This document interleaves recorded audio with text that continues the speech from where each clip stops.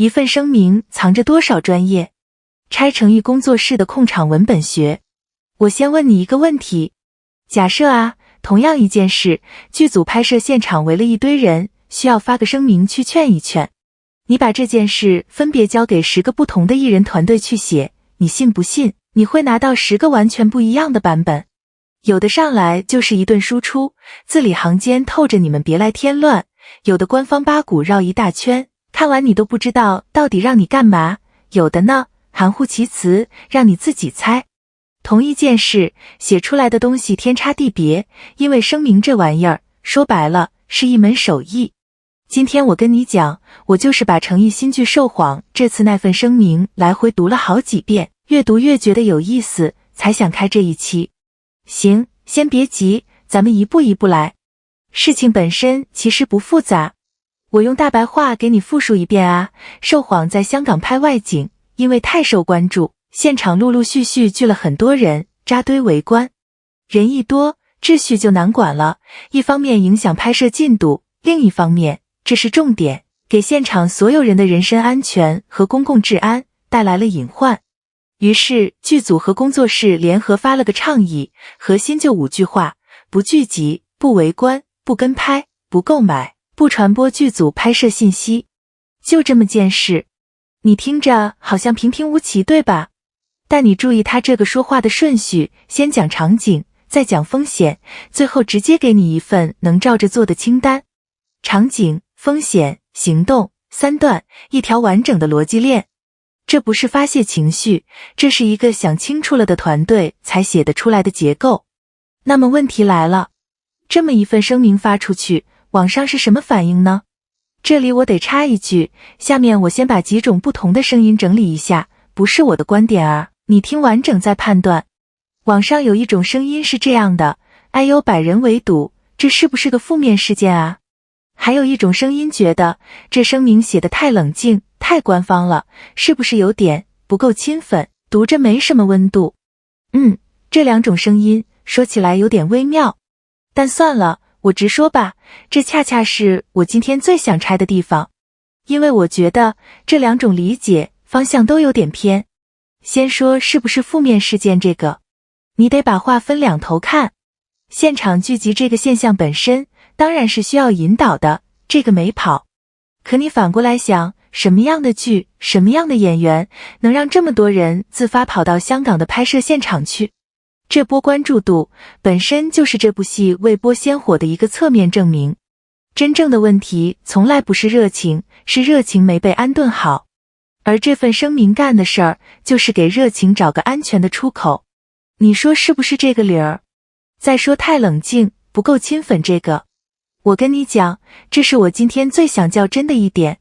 我把原文的措辞给你念念感觉。他说充分理解大家对拍摄工作的热情与关注，他说非常感谢，也非常感动，他最后还说感恩大家的支持与配合。你从头到尾找一句指责粉丝的话，找不到，一句都没有。他把话说得特别软，但他把事儿办得特别稳。冷静不等于冷漠，真的。你想想看，什么叫真的把粉丝放心上？是发一段宝子们我好心疼你们，然后啥也不解决，还是给你一份具体到不聚集、不围观、不跟拍，你今天就能照着做的清单？说白了，嘴上的心疼谁都会喊，能把话说软又能把事办明白的才是真本事。这波处理挺 chill 的，稳。我这么说吧，从媒介素养的角度，一份真正高级的声明本质上是一份风险管理文本。他要回答3个问题：发生了什么？有什么风险？我希望你怎么做？诚意这边这3个问题一个不落，全答了，而且答得特别克制，没有把矛头指向任何一个具体的人。翻译成人话就是别人在跟你诉苦，甚至在跟你甩锅，他们在给你解决方案。这个 level 不是一回事。哦，对了，这里我得多说一句，把话说清楚，现场聚集这个事儿得分人。有一波是真爱粉，就是想离偶像近一点，还有一波其实是代拍，蹲现场拍了内容拿去卖钱的。声明里那句不购买、不传播剧组拍摄信息，其实主要就是冲着这条灰色产业链去的。所以别把账都算到粉丝头上，团队自己都没这么算，咱们更没必要。说到这个，我突然想到，你别说，这种风格其实挺一以贯之的。哦，对了，我得先补一个背景，不然你可能听不太懂我在说什么。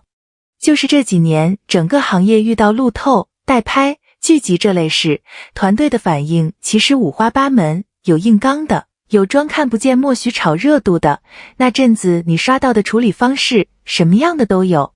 行，现在回到诚意这边，在这么个大环境里，还能稳稳当当给你写一份先共情，再讲风险，最后给清单的东西，这就有点像下棋，人家走的是长远布局，把粉丝的感受、现场的安全、作品的口碑，一盘棋全算进去了。火候刚刚好。这里我得诚实说一句，声明的一些解读是我个人的角度，凭我读到的原文在讲，如果理解有出入，评论区指正，我下期改。但那份场景风险清单的骨架，还有全程没有指责粉丝这个事实，是白纸黑字摆在那儿的，这个跑不掉。所以你看，绕了这么一大圈，回到最开始那个假设，10个团队写10个版本，诚意这一版属于会写的那一类，而且是很会写的那一类。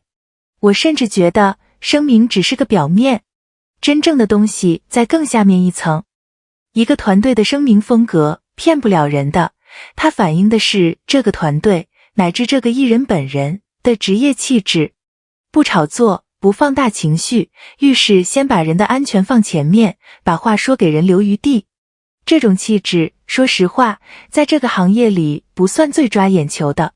他不吵，不闹，不上价值，所以他经常被低估。热搜不会给稳这个字流量，对吧？可我越想越觉得，老粉应该懂我在说什么，喜欢诚意的人，追的其实就是这种不喧哗的靠谱。一次两次你可能没感觉，但你把这些细节攒起来看，你会发现他和他的团队一直是这么一种做事的人，把现场每个人的安全放在场面之前，把对粉丝的尊重放在情绪之前。这种坚持不容易，而且值得被认真看见。好，今天这份声明我就先拆到这儿。但你别走，其实这份声明里还藏着一句话，我觉得最容易被大家一眼扫过去，却最有分量。就是结尾那句，期待未来通过作品的最终成果，在更合适的公开场合与大家相见。